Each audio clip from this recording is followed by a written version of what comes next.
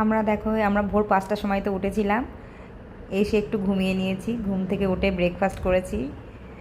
Breakfast করার পর স্নান করে নিয়েছি। স্নান করার পর পিঠা আবার একটু নোটবুক দিয়ে একটু কিছু এঁকে টেকে নিল।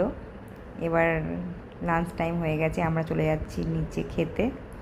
এবার খাওয়ার পর কী কী খাচ্ছি সেটাও দেখাবো। আর পিঠা দেখো বলছে আমি খেতে যাচ্ছি, আমার ভালো একটু ভিডিও করে দাও মা। আমি ভিডিও করে দিচ্ছি যথারীতি।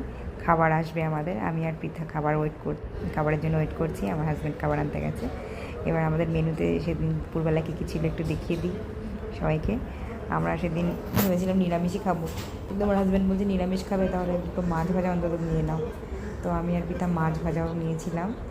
মাছ ভাজাটা অতটা খেতে পারিনি, একটুখানি খেয়েছি। পিঠা তো একটু মাছ ভাজা খাইনি, ও পনির দিয়েই খেয়ে নিয়েছে।